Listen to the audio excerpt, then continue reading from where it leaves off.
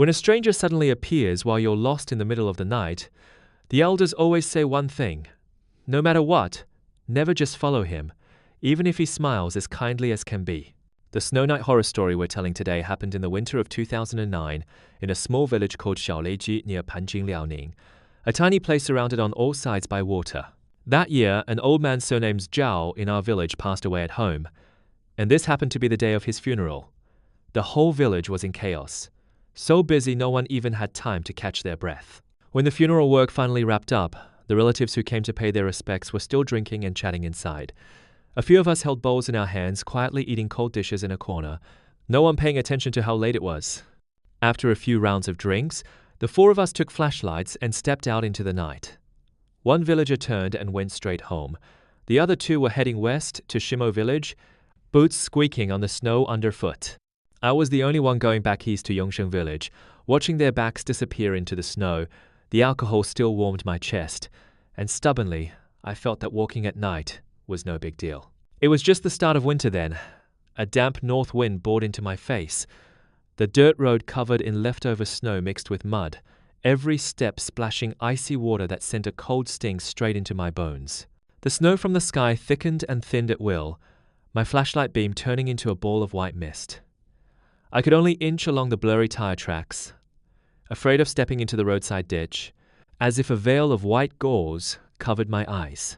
As I walked, I suddenly remembered how my mother used to warn me as a child.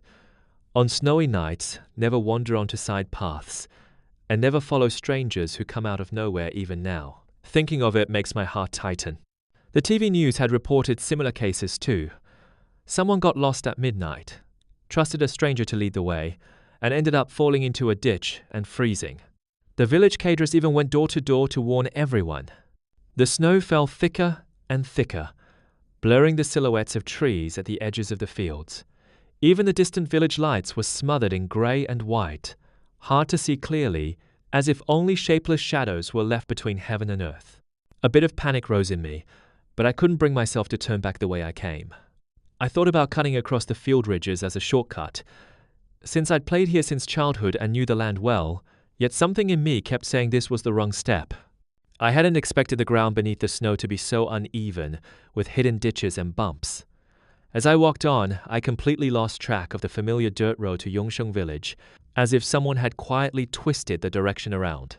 Just as I was doubting myself, a faint glow suddenly appeared ahead in the haze, like the window of some farmhouse or the lamp of the little guard hut by the reservoir, flickering in the wind and snow. I was squinting, trying to see clearly, when I suddenly heard the rustle of footsteps in the snow behind me. I turned and saw a man in a padded coat standing there silently, as if he had been waiting in place for me to catch up. The brim of his hat hid his face, leaving only his chin and a cigarette between his fingers. When he heard I was from Yongsheng village, he said in a low voice that he lived there too, then shook the snow off his coat. He said the night was too dark and the road too hard to walk, told me not to wander around, that I'd be fine if I just followed him. His tone was neither warm nor cold, like he was repeating something he'd said 100 times. I hesitated for a moment, thinking of my mother's warnings and of how I might not survive a whole night freezing out in the wild. In the end, I decided to follow him. At first, the path still seemed normal, but bit by bit I realized the tire tracks under my feet had vanished, replaced by a narrow, desolate trail that got tighter the further we went.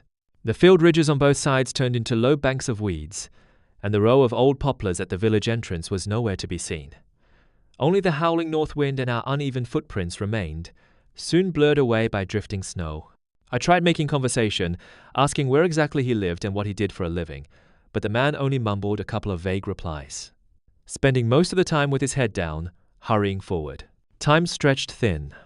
I only remember the snow hitting the back of my neck, icy and piercing, and I couldn't tell how long we had walked.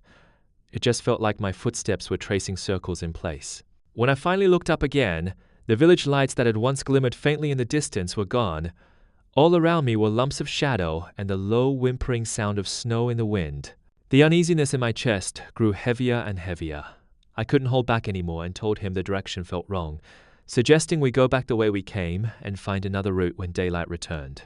The man didn't even lift his head, only tossed out, We're almost there, yet his strides grew longer and faster, as if rushing somewhere, completely ignoring my hesitation. After we walked a bit farther, the world around us suddenly went strangely quiet.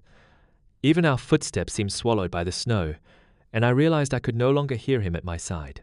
I jerked my head to the side and found myself standing there all alone. Only a single line of my own footprints stretched across the snow, with nothing ahead, as if the person behind those prints had been blown away by the wind.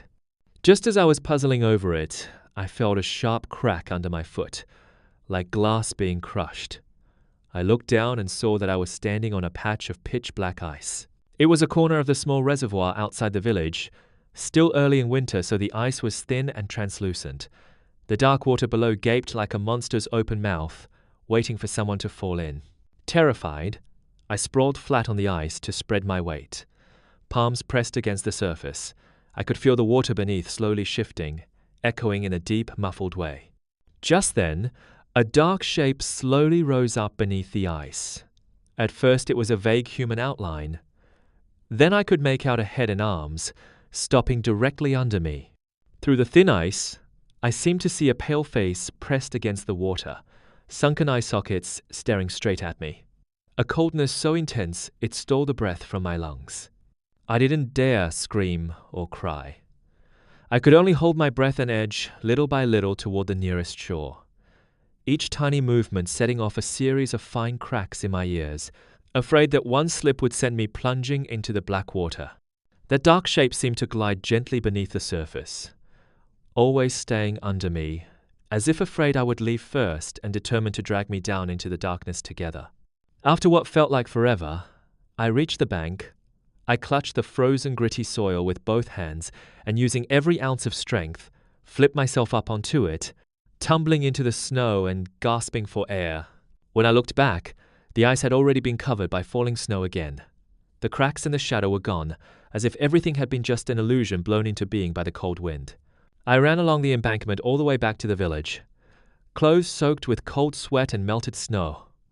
My hands and feet were so numb I could barely grip the door ring, only remembering how I pounded on it and yelled for my mum. My family was scared half to death by me. They hurried to change my wet clothes, sit me by the fire and pour ginger soup down my throat, and still sent me to the town clinic early the next morning. After taking my temperature, the doctor said the fever was from cold and fright combined, and that if I'd been brought any later, it might have turned dangerous. He warned me never to go wandering at night in winter again. A few days later, news spread around the village. People had smashed open the ice on that reservoir to search and pulled out the body of a man said to be a fishing enthusiast, missing for several days. According to the township report, the man often went alone to fish by the reservoir at night and had likely stepped onto thin ice and fallen in. By the time he was found, he'd long since frozen stiff under the water. For several days in a row, the village loudspeakers looped safety messages, reminding everyone that early winter ice is the most dangerous, not to play on it, and certainly not to risk taking shortcuts over it. Whenever I heard the broadcast drifting in from the alley, that face pressed beneath the ice flashed in my mind, and I couldn't help wondering if the guide that night had really been him. I told my mother everything, every detail. She burned paper money and muttered prayers, saying maybe that wronged soul had pushed me back from the King of Hell's Gate on his way out. From then on, I never dared rely on youth to rush along night roads. Whenever I went out, I made sure to carry a flashlight and phone and would rather take a long detour along the bright main road. Every year when the first snow of winter falls, I always glance from afar at that reservoir, silently offering a blessing for that stranger, as if repaying a life-saving favor. 47. Now there are bright red warning signs and railings all along the reservoir, with bold letters forbidding walking on the ice or swimming. The village children are watched even more closely by the adults. Sometimes I sit by the brazier and tell the younger generation about that terrifying snowy night, no longer just as a ghost story to scare them, but as a real, hard-earned safety lesson. As for whether that night I truly met something supernatural, or just hallucinated under extreme fear, maybe no one can say for sure, but that terror has remained crystal clear. That's the end of this story. All I wish is that every time you travel at night, you return home safely.